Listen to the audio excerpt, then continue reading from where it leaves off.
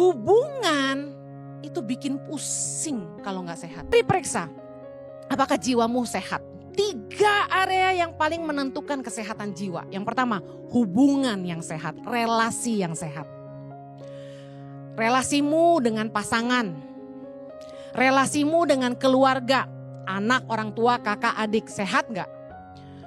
Kemudian relasimu dengan teman-teman, relasimu dengan pemimpin atau atasan, sehat nggak?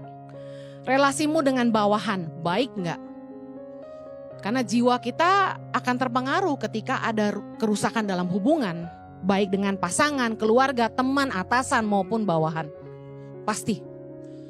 Nah, coba periksa apakah hubunganmu sehat dengan orang-orang ini. Coba ambil waktu mikir sebentar. Yang sedang dalam masalah soal hubungan, saya yakin jiwamu lagi tidak baik-baik. Apalagi yang lagi stres sama pacar. Makanya kalau anak tuh belum kuliah ya, masih SD, TK sampai SMA, jangan pacaran dulu deh.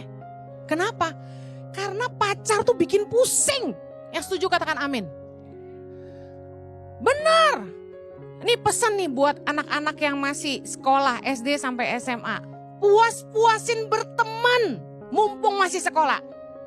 Jangan mau ada yang cemburuin kamu. Menghalang-halangi kamu berteman sama siapapun. Apa gak rese tuh dicemburuin mulu? Kenapa kamu pergi sama dia? Kenapa kamu duduk sama dia? Kenapa kamu ngomong sama dia? Dicemburuin gitu, enak gak? Katakan ribet. Jangan mau. Hubungan itu bikin pusing kalau gak sehat. Urusan pacar, orang tua. Orang tua tuh bisa bikin kita pusing. Benar gak?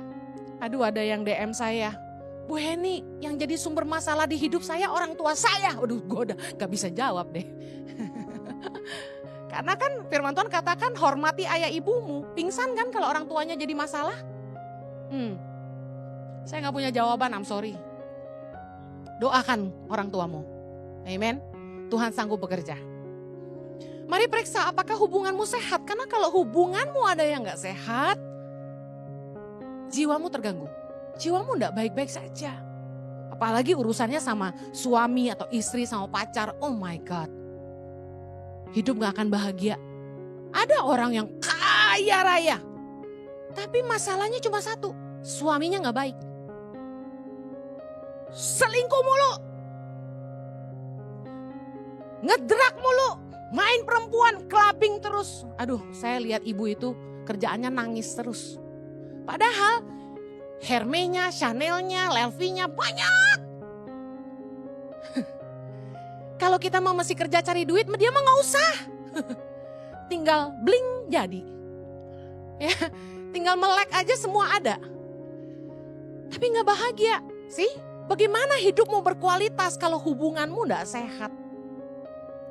Nah makanya periksa apakah hubunganmu sehat hari ini. Kalau gak sehat gimana Bu Heni? Harus berubah, harus bertobat. Kalau pasangan yang gak mau bertobat, kekristenan gak mengizinkan perceraian. Kalau kamu sampai digebukin setengah mati, cuma satu opsi, perpisahan sementara, kata firman Tuhan. Doakan pasangan. Bu Heni gak gampang, I know, too hard. Keluarga punya masalah nggak? Aduh, nih saya kasih tahu, yang menyelesaikan masalah hubungan tuh cuma satu, kasih. Punya adik yang nggak tahu diri, punya ipar yang nyebelin, cuma satu penyelesaiannya, kasih. Tabur kasih terus. Firman Tuhan berkata, kasihilah musuhmu, berkatilah orang yang mengutuk kamu, berdoalah bagi mereka yang menganiaya kamu. So, mereka menganiaya kamu, mereka mengutuk kamu, mereka menyakiti kamu. What do you do? Love them, bless them, pray for them. 3 itu doang.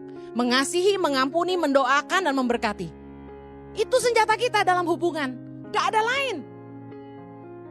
Bikin orang yang jahat sama kita sampai mati gaya. Mati gaya tuh gini, gue mau jahatin apa lagi ya? Karena kita balasnya kebaikan terus. Pengalaman pribadi. Kami konflik sama keluarga. Kami cuma nabur kasih. Cuma kasih yang bisa memulihkan. Amen. Orang gak mau baik sama kita, udah kita baikin tapi gak mau baik. Udah biarin aja lah. Gak usah dipikirin. Yang ada kita malah stres. Hidup jadi gak happy. Yang penting kita udah nabur kebaikan.